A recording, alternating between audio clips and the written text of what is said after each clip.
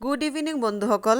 দেওবাৰ মানে খোৱা বোৱা আৰু আজি সন্ধিয়াৰ চিৰাগৰ পাপা কচুৰি অলপ আনিছে। ভাবিলোঁ গৰম গৰম চাহৰ লগত কচুৰি খাই লওঁ, তাৰ কাৰণে গাখীৰ চাহ অলপ বনাই ল'লোঁ। আৰু ৰাতিৰ সাজত কি বনাওঁ এইখিনিও ভাবিলোঁ আপোনালোকৰ লগত শ্বেয়াৰ কৰিম। আপোনালোকে ফটো দেখি গম পাইছেই আজি কি বনালোঁ। আগতে চাহখিনি খাই লওঁ, চাহখিনি খোৱা কৰাৰ পিছতে কি বনাওঁ এইখিনি একবাৰে দেখাম আপোনালোকক। মেৰিনেট কৰি থৈছিলোঁ চিকেনখিনি, এতিয়া পকৰা অলপ ভাজি ল'লোঁ। আগতে পকৰাখিনি খাই লওঁ। এতিয়া পকৰাতে তাতে নেমু অলপ চেপি ল'লোঁ আৰু লগতে পিঁয়াজ অলপ, কুটা পিঁয়াজ অলপ তাতে দি কৰি ধুনীয়াকৈ খাই ল'ম। তাতে বিৰিয়ানী মছলা অলপ দি দিছিলোঁ আৰু তন্দুৰী মছলা অলপ দি দিছিলোঁ। খাবলৈ কিন্তু বহুত ধুনীয়া হৈছিলে। আৰু এতিয়া খোৱা কৰাৰ পিছতে ৰাতিৰ সাজটো একবাৰে যোগাৰ কৰি লওঁ। ৰাতিৰ সাজৰ কাৰণে আজি দম বিৰিয়ানী বনাম। আমাৰ ঘৰত যিহেতু চবেই দম বিৰিয়ানীটো খাই ভাল পায়, তাৰ কাৰণে আলু কেইটামান ভাজি ল'লোঁ।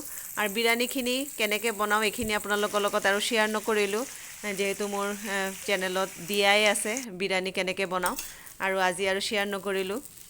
বন্ধুসকল, আজি এই সন্ধিয়াৰ ভিডিঅ'খিনি চাই আপোনালোকে কেনেকুৱা পালে, ভাল লাগিলে প্লিজ লাইক এটা দি দিব। আৰু এইয়া মোৰ বিৰিয়ানীখিনি প্ৰায় হৈ গ'ল। এতিয়া ওপৰৰ পৰা ঘি অলপ দি আৰু বেৰেস্তা অলপ দি পেলাই অলপ ঢাকনা মাৰি যিখিনি সিজা নাই অলপ সিজিবলৈ দিম। আৰু মোৰ এইয়া বিৰিয়ানীখিনি প্ৰায় হৈয়ে গ'ল।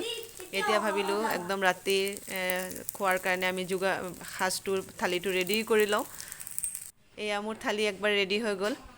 কাৰ কাৰ লোভ লাগিছে কমেণ্টত জনাবচোন। আজিলৈ ইমানখিনি, শুভৰাত্ৰি।